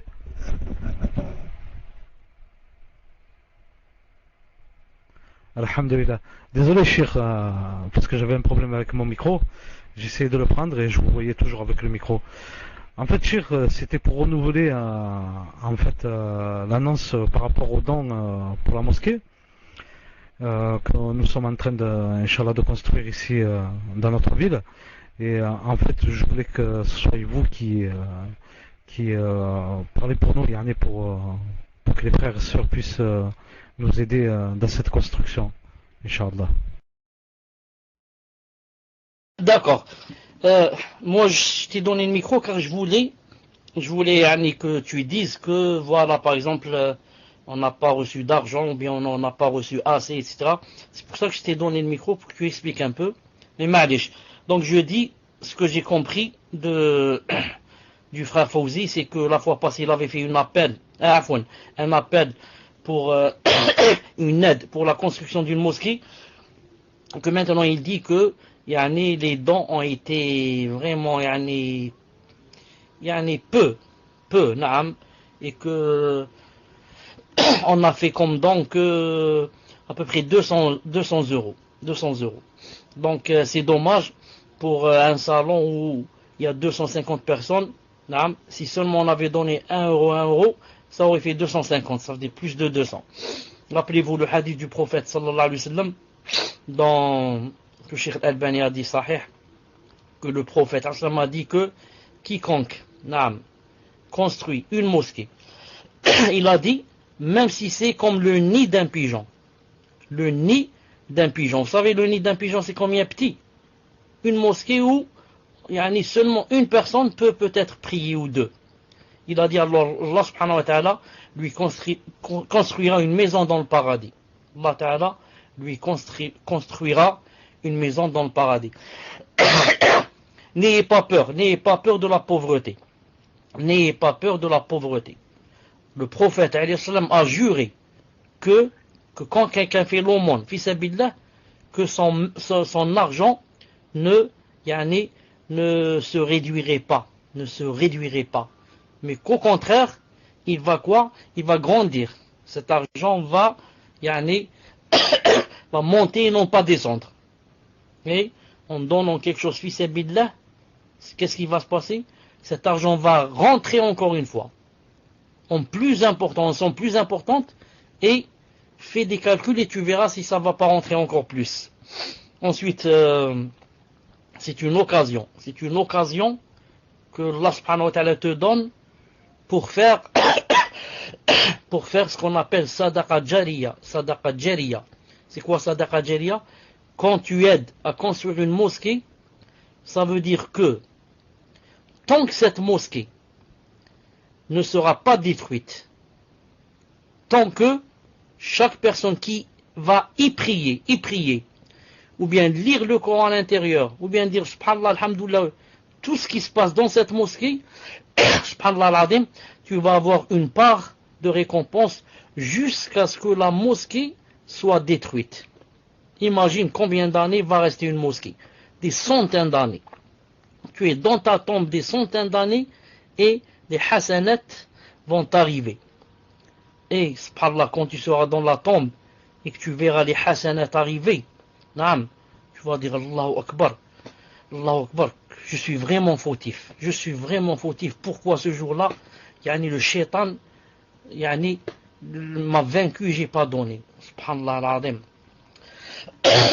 Donc, voilà le blog ou le lien ou si quelqu'un veut faire un don, qu'il le fasse. Et que toute personne qui fasse, ou qui fait un don, qu'elle sache que, yani, c'est pour elle. Non, tout ce que tu fais, va revenir vers toi, et c'est pour ton bien. Tu ne vas aider personne. Tu vas t'aider toi-même pour entrer au paradis. Non. Je reviens à la question, Inch'Allah Ta'ala. Tfadlal. Afwan, cher, barakallahu fik pour avoir intervenu et les frères vous remercient. Barakallahu fik, cher. Fika barakallah. Vous avez remarqué que dans ce salon, j'évite au maximum de parler de choses qui ont un rapport avec l'argent et les dons. Au maximum. Pour qu'il reste quoi? Pour qu'il reste un salon spécialement pour l'apprentissage. Spécialement pour l'apprentissage. Car, si on va ouvrir cette porte, à chaque fois qu'il y a un cours, il y a une personne qui va dire par exemple, j'ai besoin d'argent. Je suis malade, ma mère va faire une opération, on a acheté une maison, on a ceci, on a cela. Ça se terminera jamais. C'est vrai ou pas? C'est pour cela que je préfère garder ce salon spécialement pour, à but apprentissage. Sauf dans des cas où c'est vraiment, comme le cas ici, c'est une mosquée. C'est pas quelque chose de personnel. Ni pour moi, ni pour X, ni pour Y. Mais c'est une mosquée pour Allah subhanahu wa ta'ala, pour les musulmans, dans ce cas, Inch'Allah, ça ne fait rien quand c'est de temps en temps, bi'idhnillahi ta'ala. Je reviens à la question où la personne, le frère a dit, est-ce que c'est possible, puisque le paradis existe déjà, et que l'enfer existe déjà, est-ce que c'est possible qu'il y ait des gens maintenant dans le paradis et des gens dans l'enfer? Je dis, les gens ne rentreront en enfer et au paradis que Yawm al-Qiyamah, pas maintenant. Les gens ne rentreront en enfer ou bien dans le paradis que Yawm al-Qiyamah. Lorsque le prophète islam sera le premier à venir frapper à la porte du paradis, on demandera c'est qui? Il dira c'est Mohammed. On va lui dire justement, on a eu la consigne de n'ouvrir qu'à toi. Et ce sera le premier, alayhi salam, à rentrer au paradis et sa communauté derrière lui. Cela n'empêche pas que maintenant, il y a déjà des gens au paradis. C'est qui? Par exemple, les gens du paradis qui sont nés là-bas, chez Allah subhanahu wa ta'ala. Nés, je veux dire, qui ont été créés directement chez Allah subhanahu wa ta'ala, comme par exemple les houris. Les houris du paradis, elles sont déjà créées. Elles existent déjà. Si quelqu'un va dire quel est le dalil? Le dalil, c'est le hadith authentique du prophète sallallahu alayhi wa sallam, authentifié par Sheikh al-Albani, qui dit que quand quelqu'un est marié avec une femme, et que sa femme, il a des problèmes avec elle, et qu'elle commence à lui faire des problèmes, à lui monter la pression, etc. Il a dit que, alors la femme du paradis,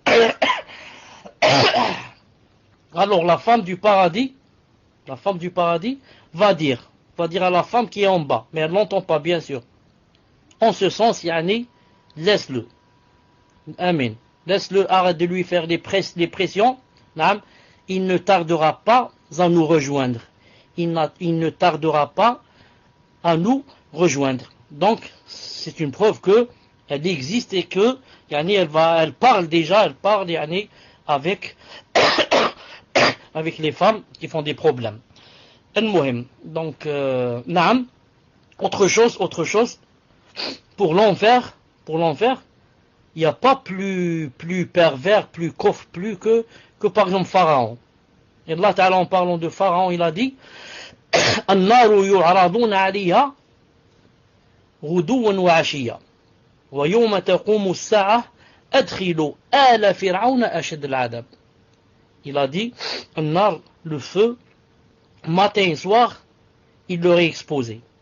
Et le jour de la résurrection, faites entrer la famille et ceux qui suivaient le pharaon en enfer.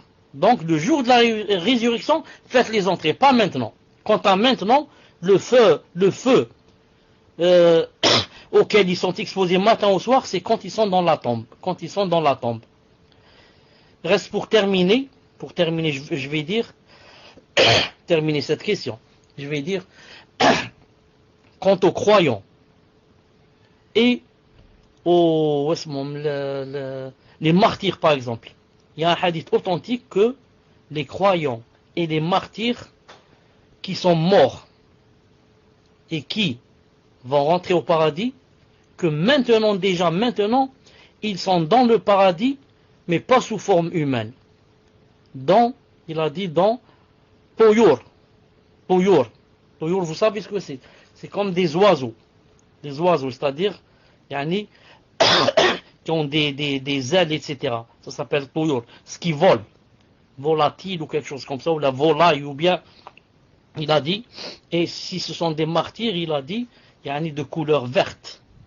Sinon, il a dit, et si ce sont des martyrs, ces oiseaux-là, ou ces volailles-là, il a dit, le soir, ils vont aller sous le trône. Il y a des lanternes sous le trône, ils vont aller rester là-bas. Donc, c'est pour dire que le croyant, comme dit Ibn Taymiyyah, le croyant, des fois il est dans sa tombe, dans la tombe, et des fois il est dans ce genre d'oiseau, il est dans le paradis, en train de paître et de manger là-bas des arbres du paradis, comme a dit le prophète sallallahu alayhi wa sallam. Mais il ne sera pas sous forme humaine. Sous forme humaine, c'est seulement Yom al-Qiyamah. Yom al-Qiyamah, quand il va rentrer au paradis, il va rentrer sous forme humaine, faisant 30 mètres de hauteur, comme vous savez. Naam. Tfadla pour une autre question. Wallahu ta'ala alam. Une question sur le site. Assalamu alaikum mes frères et sœurs en islam. Qu'Allah vous récompense de tous les efforts que vous faites pour la communauté. Quel est le jugement, selon vous, cher, sur le fait de se réunir en famille, avec la famille, pour une personne convertie à l'occasion des fêtes de Noël? Barakallahu fikum. Tfadal Cheikh. Taïb. Avant cela, puisqu'on parle de Noël, une fois j'étais, j'avais 6 ou 7 ans. Et comme vous savez, je vous ai dit que quand j'avais déjà un jour, quand j'étais né, j'avais un jour, mon grand-père et ma grand-mère m'avaient pris pour que je vive chez eux, puisqu'ils n'avaient pas d'enfants. Une fois, je me rappelle, j'avais 5 ou 6 ans, et bien sûr, je vous ai dit une fois que mon grand-père était vraiment riche, vraiment riche. Pour cela que, je savais pas, c'est pour cela que quand j'ai vécu, c'est-à-dire enfant, j'étais vraiment gâté, Une fois je me rappelle, j'avais 6-7 ans peut-être, j'étais en vacances chez mes parents. Donc, chez mes parents, ça veut dire chez mon père et ma mère. Sinon, je vivais chez mes grands-parents. J'étais en vacances. Il était peut-être 5 heures du matin. Quand ma mère m'a réveillé, elle m'a dit, il y a le chauffeur qui est venu te prendre. Subhanallah al-Azim, 5 heures du matin, qu'est-ce qui se passe? Me prendre chez mes grands-parents. Chez mes grands-parents où je vivais. Et la distance était à peu près 10 km, 10-12 km. Le chauffeur ne m'a pas dit, qu'est-ce qui se passait. Quand je suis arrivé là-bas, il trouvait ma grand-mère, Allah yarhamha, et puisse Allah subhanahu wa ta'ala lui pardonner. Pourquoi? Elle m'a dit, on t'a envoyé le chauffeur, parce que, pour te dire qu'aujourd'hui c'est Papa Noël qui est venu. Ah, Papa Noël qui est venu. Elle m'a emmené, Allah yarhamha, elle m'a emmené devant la cheminée, je me rappelle, elle m'a dit, regarde ce que papa t'a ramené. Et moi, j'ai rentré comme ça ma tête ou ma main dans la cheminée et j'ai fait sortir des choses dont je ne me rappelle pas. Je me rappelle seulement qu'il y avait entre autres un fusil. Il y avait un fusil que vous connaissez peut-être, un fusil qui ressemble comme ça à un fusil de chasse, mais petit, et on met à l'intérieur une flèche comme ça et on pousse, il y a un tort. Voilà les fléchettes, barakallahu fik. C'est ça. Donc là, regardez quelqu'un quand il est jahl. Au lieu de m'apprendre ce qu'il y a Yom al-Qiyamah, ceci, elle m'a appris qu'il y avait le Papa Noël, et moi, à cet âge-là, j'ai cru. Je croyais que vraiment il était venu. Donc j'ai commencé à avoir une aqidah vraiment fausse, si ce n'est pas que Allah subhanahu wa ta'ala nous a sauvés. Regardez comme a dit le prophète sallam, il a dit que chaque bébé né musulman, mais ce sont ses parents qui le rendent, le rendent chrétien, ou bien le rendent juif, ou bien le rendent masdéa. Subhanallah al-azim. Ce sont les parents qui jouent un grand rôle. Allah yarhamha, elle était ignorante comme la plupart de nos parents. Pour revenir à la question de la sœur, je dis, c'est interdit de s'asseoir dans une table où on fête la Noël, même si on est reconverti. Si maintenant la sœur n'a pas, disons, les moyens ou le courage, ou bien le ilm, la science nécessaire pour que Yaslam, mais voici des ceci, cela, alors qu'elle évite d'une façon sans faire de mal, c'est-à-dire qu'elle trouve une excuse pour rentrer ce soir-là, c'est tout.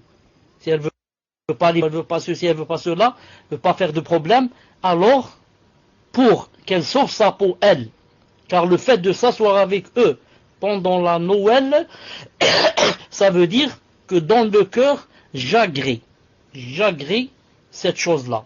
Et c'est ça ce qui est vraiment grave, C'est pour cela que je lui conseille que si elle dit gentiment, je peux pas, dans ma religion, je peux pas m'asseoir avec vous, etc., qu'elle fasse, il y a mille et une excuses, qu'elle trouve une excuse pour être ce soir-là chez une et dire, moi, voilà, vous m'excusez, je suis pas là. Wallahu ta'ala a'lam, mais puisse Allah subhanahu wa ta'ala t'aider. Tfaddal. Question d'une sœur sur le salon. Salam alaikum wa rahmatullahi wa barakatuh. Qu'Allah vous récompense de ce que vous faites et vous élève au plus haut rang de son vaste paradis. Vous, Yesher, ainsi que les admins. Amin. Je voulais savoir, Inch'Allah, comme pour les hommes, il y a les houris, est-ce que pour les femmes, il y a des hommes du paradis? Par exemple, une sœur qui s'est jamais mariée, sera-t-elle seule au paradis ou aura-t-elle un homme ou plutôt un mari? Barakallahu fikum wa jazakumullahu khayran. Cher avait répondu en partie à cette question la fois dernière. Tfadal cher. Dans le paradis, il n'y a pas de quoi? Il n'y a pas de célibat. Car vous savez que déjà le fait d'être dans les célibats, c'est quelque chose de, c'est pas la perfection. Ça veut dire que ça manque quelque chose. L'homme a été créé pour la femme a été créée pour l'homme. Ils marchent ensemble. Donc, quand il y a seulement l'homme ou bien seulement la femme, donc il y a l'autre moitié qui manque. Non. Au paradis, toute femme, qui souhaite un homme, aura l'homme, et de la façon dont elle l'a souhaité aussi. De la façon dont elle l'a souhaité aussi, car dans le paradis, tout ce que tu souhaites, et qui est permis, c'est pas par exemple souhaiter de fumer la drogue, par exemple boire la drogue, non. Tout ce que tu souhaites et qui est permis, Allah subhanahu wa ta'ala te le donnera. Même, comme a dit le prophète sallallahu alayhi wa sallam, il a dit que même, ou la femme peut-être, mais il a dit la femme qui souhaite un bébé, elle l'aura. Un bébé au paradis, elle l'aura. Il a dit seulement, la différence entre là-bas et ici, elle l'aura à l'instant même où elle l'a demandé. Elle le demande maintenant, vite, son ventre va grossir et ensuite elle va l'accoucher. À l'instant même, sans douleur, sans qu'il y ait le sang, sans qu'il y ait les lochis, sans rien. Et la preuve que tout ce que demande la personne, elle l'aura au paradis, c'est le hadith authentique du prophète sallallahu alayhi wa sallam, où il a dit qu'un homme demandera Yawm al-Qiyamah à Allah subhanahu wa ta'ala. Il lui dira, Ya Allah, j'ai envie de Attendez, je cherche le verbe, comment on dit ce verbe-là? Je crois, c'est planter, lui dit. Planter. Comment qu'on dit pour celui qui plante? C'est pas planter. C'est pas semer, voilà. Lui dit, ya Allah, je veux semer. Le hadith est authentique. Elle lui dit, mon serviteur, yani ne t'ai-je pas suffi ce qu'il y a là dans le paradis? Ça ne te suffit pas. Tout ce qu'il y a dans le paradis ne suffit pas. Il dit, Allah, moi je veux. Parce que toute sa vie, il était comme ça, il était, comment qu'on appelle ça, fellah, comment qu'on appelle, faire, je sais pas quoi, comment ça, agriculteur, quelque chose, il dit, Allah, je veux semer. Alors Allah, subhanahu wa ta'ala, va lui donner la permission, il lui dit, sème, et je pense que c'est lui qui va lui donner des grains. Et le hadith a dit que, quand il va jeter le grain comme ça, le grain, il a dit à l'instant où le grain tombera sur la terre, yani il sortira de la terre et sera comme une montagne. Subhanallah al-Azim. Ensuite Allah Ta'ala dira, ô toi, fils d'Adam, rien ne peut t'assouvir. Tu as toujours besoin d'une chose, subhanallah al-Azim. Ô toi, fils d'Adam, rien ne peut t'assouvir. Ça veut dire même dans le paradis, et subhanallah al-Azim, il y a tout devant toi et tu cherches à semer ou à je ne sais pas quoi. Une fois je parlais avec mon père. Mon père, quand il travaillait maintenant, Allah yahfadhou, il est alité. Quand il travaillait, son traité de puisatier. Vous savez ce que ça veut dire puisatier? C'est quelqu'un qui creuse des puits. Ensuite, il aimait beaucoup ça. Là, subhanallah, il donnait beaucoup d'importance à ce travail-là et jamais il dit je suis fatigué. Une fois j'étais avec lui en voiture, on a parlé du paradis et on a parlé de cette personne. Je lui ai dit, là-bas il y a quelqu'un qui va dire à Allah subhanahu wa ta'ala, je vais semer, etc. Ensuite je lui ai dit, je suis bi'idnillahi ta'ala, que s'il va te faire rentrer au paradis, tu vas demander à creuser un puits là-bas. Tu vas lui dire, ya Allah, laissez-moi creuser un puits. Il ne s'est pas arrêté de rire. Il a beaucoup ri. C'est vrai, il m'a dit, je vais demander ça. Il m'a dit, oh Allah, c'est vrai. Tu m'as donné une idée, j'ai ça. Al-Muhim. C'est quoi la dernière question, Muslim? C'est quoi la dernière question, Bilna ta'ala? Tfadla. Donc, dernière question, Inch'Allah. Question d'une sœur. Salam alaikum wa rahmatullahi wa barakatuh, cher. Je suis une sœur convertie depuis un peu plus d'un an, alhamdulillah. Je travaille, mais je suis obligé d'enlever mon voile pour travailler. Et de plus, il y a la mixité. J'ai 2 enfants à charge que je gère toute seule, puisque leur père ne paye pas de pension. De plus, j'ai fait beaucoup de dettes avant ma conversion que je dois rembourser aujourd'hui et qui vont me prendre du temps à rembourser. Comment puis-je faire par rapport à mon travail? De plus, puis-je me marier? Car je ne voudrais pas que ces problèmes puissent être un poids pour mon mari, Inch'Allah. Barakallahu fikum, cher, qu'Allah vous préserve. Tfadal, cher. Naam, alaykoum salam, rahmatullah wa barakatuh. Premièrement, alhamdulillah, yambrouk avec la conversion, et puis Allah subhanahu wa ta'ala raffermir ton cœur et nos cœurs. Ton cœur et nos cœurs, nous aussi, hein, et nos cœurs, pour le rencontrer, Allah subhanahu wa ta'ala ravi de nous. Car d'ici demain, d'ici une heure, d'ici, on ne sait pas ce qui peut se passer. C'est pour ça que le prophète Hassan disait beaucoup, Allahumma ya muqallib al-qulub, thabbit qalbi ala dinik. Et wasrif qalbi ala ta'atik. Donc le prophète disait beaucoup à Hassan, ô toi, ya Allah, qui renverse les cœurs, raffermis mon cœur sur ton din. Surtout avec les fitna qu'il y a de nos temps, puisse Allah subhanahu wa ta'ala nous en préserver. Al-Muhim. Pour la sœur, il faut dire que ce n'est pas une chose facile d'aller travailler. C'est pas le travail qui est grave, mais d'enlever son voile, et surtout, de l'enlever pour se retrouver ensuite parmi les hommes. Si c'était l'enlever parmi les femmes, il n'y a aucun problème. Mais l'enlever pour se retrouver parmi les femmes, les hommes, afwan. Je demande à Allah subhanahu wa ta'ala le Tout-Puissant d'aider cette sœur pour lui faire une solution.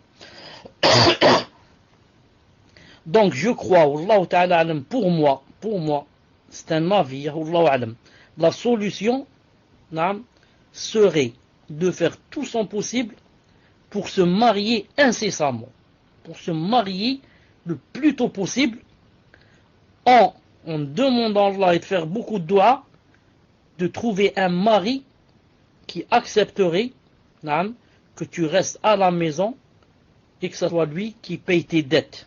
Et que ce soit lui qui paye les dettes. Et pourquoi pas? Si je me marie avec une femme, ça veut dire que c'est vraiment ma moitié. Ça veut dire que les dettes qu'elle a, normalement, c'est comme si moi j'avais les dettes. Donc si j'ai les moyens, la première des choses, c'est d'aider ma femme pour lui payer ses dettes, pour qu'elle reste à la maison. Ensuite, deuxièmement, j'aurai beaucoup de ajr. Pourquoi? Je vais être la cause pour que elle ne se dévoile plus. Naam, Allahu Akbar. C'est moi qui suis la cause pour que maintenant, elle est voilée et elle ne se montre plus, elle ne se montre plus aux hommes. Elle ne fait plus le grand péché d'enlever le voile. Enlever le voile, c'est vraiment un grand péché. Donc, je pense que la meilleure solution serait qu'elle cherche très vite quelqu'un, Inch'Allah Ta'ala, surtout s'il est assez aisé. S'il est assez aisé, pour Inch'Allah Ta'ala l'aider à ce qu'elle reste à la maison et que ce soit lui qui lui paye les dettes, même si c'est petit à petit comme ça. Et même maintenant, quand elle a les dettes, si quelqu'un aussi peut l'aider avec l'argent de la zakat par exemple. L'argent de la zakat, c'est permis pour quelqu'un qui a des dettes.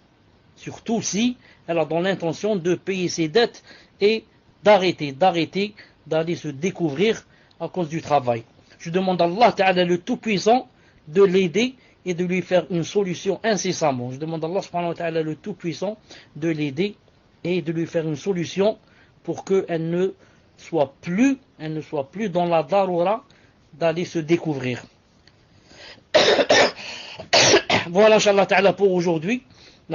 J'arrête ici, Inch'Allah Ta'ala. Dernière petite question, tfaddal. Naam, cher, très rapide, Inch'Allah. Par rapport au cours de ce soir, donc la question dit, demande-lui si les premières personnes à boire du bassin sont les muhajirin parmi les sahaba ou bien tout muhajir fi sabilillah pour motiver à faire la hijra, Inch'Allah. Tfadal, cher. Barakallahu fikum. En principe, Asma Ma'alish, puisqu'il est moins 5, on ajoute encore les 5 dernières minutes. Donc après cela, on ajoute une autre question. En principe, quand le prophète parle des Ansar et des Muhajirin, ce sont connus c'est qui? Les Ansar, ceux qui ont hébergé ceux qui ont fait la hijra de la Mecque vers la Médine. On les appelle les Médinois, les Ansar. Et ceux qui ont fait la hijra de la Mecque autrefois vers Médine, on les appelle Muhajirun. Ça c'est en général. Reste, est-ce que les autres Muhajirun vont rentrer dans ces Muhajirin? Allah subhanahu wa ta'ala a'lam. Si je trouve ça, Inch'Allah ta'ala, dans le sharh du hadith, je vous donnerai, Inch'Allah ta'ala, la réponse. Je vous donnerai, Inch'Allah ta'ala, la réponse. Tfadlal, une autre question. Autre question sur le cours, Inch'Allah, d'un frère. Salam alaikum, cher. Vous avez dit que ce sont ceux qui suivront la sunna du prophète sallallahu alayhi wa sallam qui pourront boire du bassin. Est-ce que cela concerne également la sunna extérieure? Donc, est-ce qu'une personne qui ne porte pas la barbe, le qamis, etc., est menacée par ce hadith? Tfadal, cher.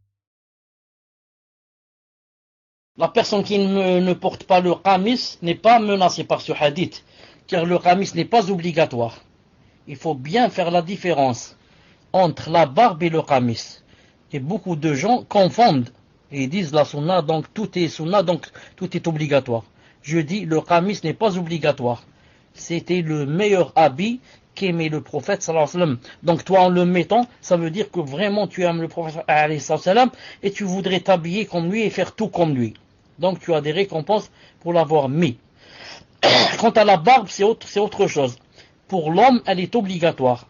Ça veut dire quand il la laisse pas, il laisse pas la barbe, ça veut dire qu'il a fait un péché. Et maintenant, soit on dit c'est un grand péché, soit on dit c'est un petit péché. Si on dit c'est un grand péché, il n'y a pas de problème. Ça se voit que c'est grave. Si on dit c'est un petit péché, alors sache que le petit péché, quand il est fait aujourd'hui, et demain ensuite le petit péché, après demain le petit péché d'avoir rasé, ensuite le 5e jour le petit péché, petit péché, ça donne quoi? Ça donne un grand péché. C'est comme la montagne. C'est un grain de sable, un grain de sable, un grain de sable, ça a donné une montagne. C'est pour ça que certains savants on dit que celui qui fait la zina, c'est moins grave que la barbe. Parce que celui qui fait la zina a fait un grand péché pendant 5 minutes ou 10 minutes ou le quart d'heure où il a fait la zina. Tandis que celui qui ne porte pas la barbe, il est tout le temps dans le péché. Il est tout le temps dans le péché. C'est pour cela que je conseille chaque frère qui n'a pas la barbe, chaque homme qui n'a pas la barbe, de laisser sa barbe.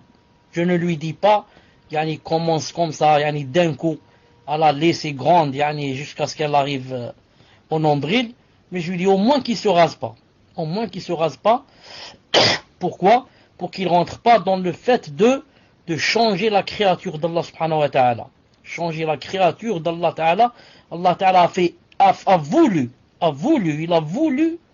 que il y a des poils qui sortent de ton visage pour paraître un homme, pour faire la différence entre un homme et la femme. Et Allah Ta'ala a fait exprès et aussi voulu chez la femme qu'il n'y ait pas cela, sauf vraiment dans des cas restreints. Donc quand quelqu'un va enlever, ça veut dire qu'il va contre la volonté d'Allah subhanahu wa ta'ala, contre la volonté d'Allah. Il a changé, il veut changer la volonté d'Allah subhanahu wa ta'ala, défiguré si je puis dire. D'où aussi, par exemple, l'interdiction, par exemple, quand un homme ou une femme a les cheveux blancs, et il va quoi maintenant? Il va les teinter en noir. Ça veut dire quoi? Ça veut dire qu'il va contre la volonté d'Allah. Allah Ta'ala a voulu que la personne, quand elle atteigne 40 ans et plus, qu'elle ait des cheveux blancs. Allah Ta'ala a voulu que sa créature soit comme ça. Maintenant la personne vient, elle dit non, je vais teinter mes cheveux, ou bien les teindre. Et comme ça, elle va contre la volonté d'Allah subhanahu wa ta'ala. Sauf si elle les teint pas avec la couleur noire, Donc je conclus, je dis, celui qui ne porte pas la barbe, j'ai peur pour lui qu'il soit menacé, pour comme j'ai dit, pour le bassin. Car déjà, il n'a pas le signe sur lui que, étant un homme, il n'a pas la barbe qui permettrait de voir que celui-là, il portait la sunna, etc. Il faisait la sunna du prophète sallallahu alayhi wa sallam, et faisait, quand je dis sunna ici, sunna dans le sens littéraire, sinon la barbe est obligatoire comme vous savez. Wallah subhanahu wa ta'ala, je demande à subhanahu wa ta'ala de nous aider tous, même si on va doucement, mais d'arriver au but. Fika barakallah. Inch'Allah ta'ala, on va se rencontrer mercredi. Inch'Allah, bihamdik, shahadu an la ilaha illa ant, astaghfiruka wa atubu ilayk. Assalamu alaikum wa rahmatullahi wa barakatuh.